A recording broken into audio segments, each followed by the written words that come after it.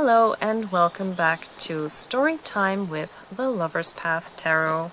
Today, Chapter 5, Tradition, which is represented in the card of the Hierophant in the story of Romeo and Juliet.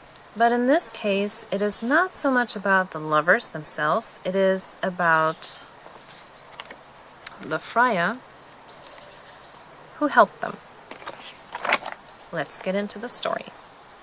Romeo and Juliet is a tragedy written by William Shakespeare early in his career about two young star-crossed lovers whose deaths ultimately reconcile their feuding families.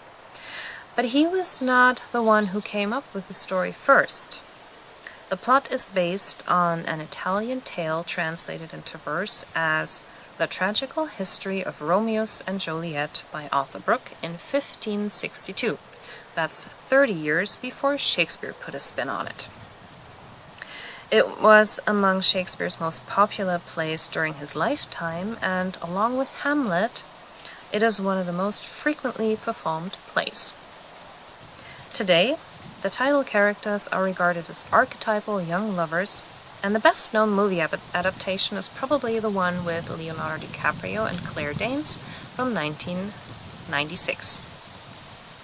But it has also been taken as inspiration for many other stories, such as West Side Story. The themes love, obedience, and duty are the main themes of the play and essential motives for the many events that occur. These themes are of highly significant importance to the events unfolding, character development, and general ideas and values Shakespeare presents to his audience, and love is the most important of the three.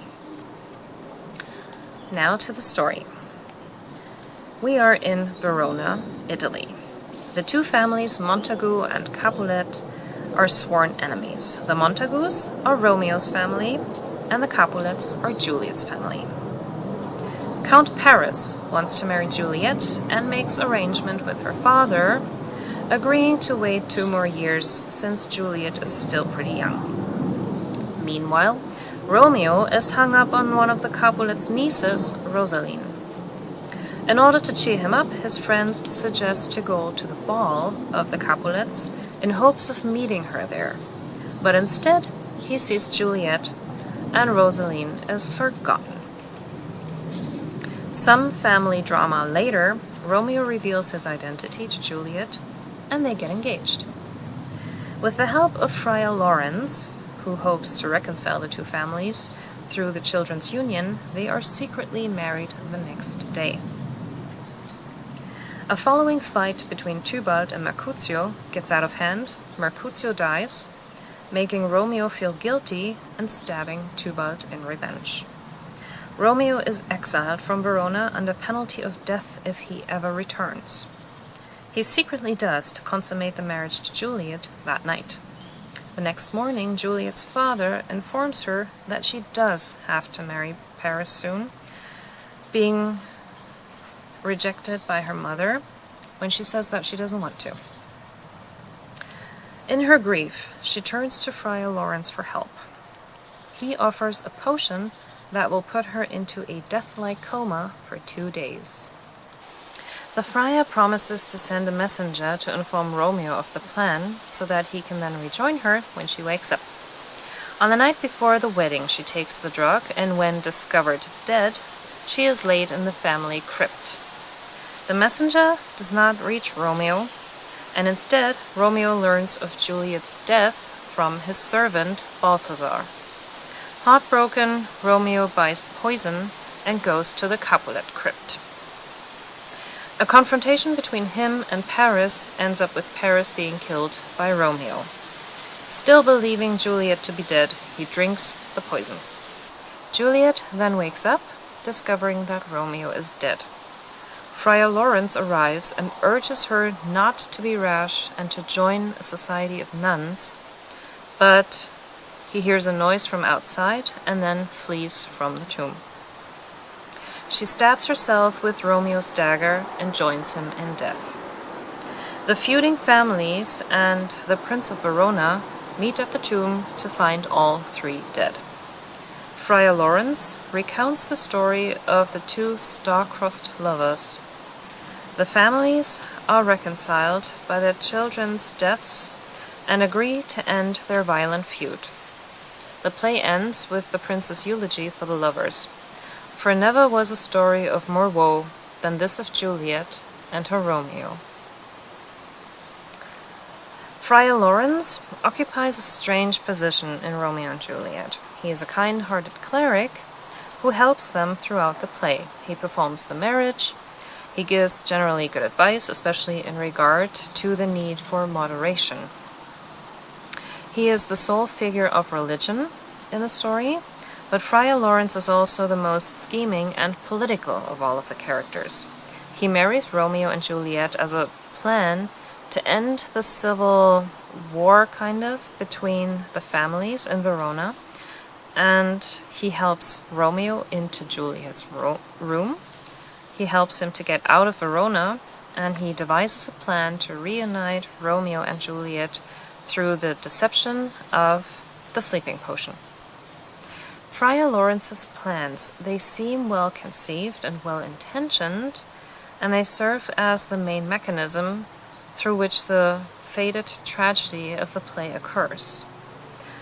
The friar is not only subject to the fate that dominates the play, in many ways he makes it happen.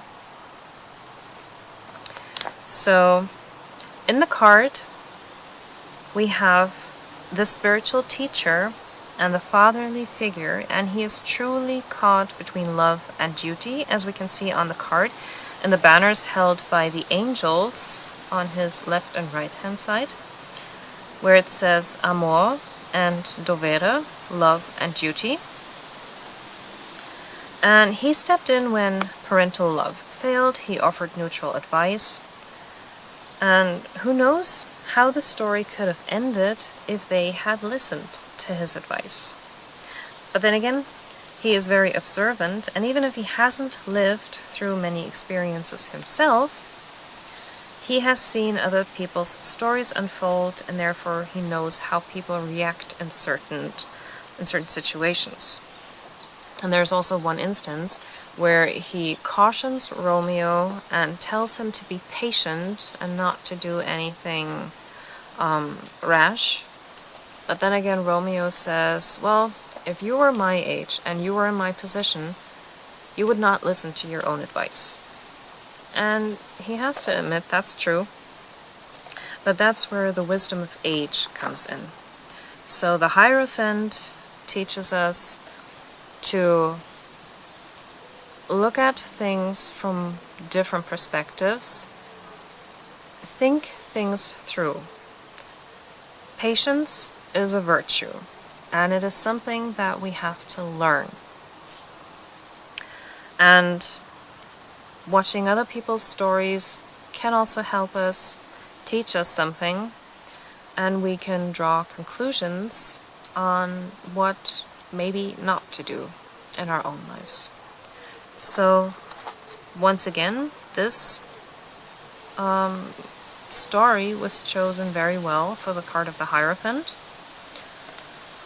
And let's see what it says in the little white book. Tradition. Following established social structures. In love relationships, the desire for marriage or some other formal structure for the sake of security, awareness of public image, and the desire to control it. Possible rigidity. So at least in this card we don't have the typical Pope-like figure, and maybe this deck and this card can help reconcile with that kind of organized religious figure, or a figure from organized religion that we see in most of the decks, where he looks like the Pope. But here we can actually learn a little bit more from him. That it's not just about, okay, the church tells you what to do and you have to follow. That this is actually about good advice. A person with somewhat experience, if not personal experience, then at least having experienced a lot of other people go through things, can teach us a thing or two. So, and next time we will look at the Lover's card, and the story we're looking into is Isis and Osiris. Thank you for watching, and I'll see you next time. Bye!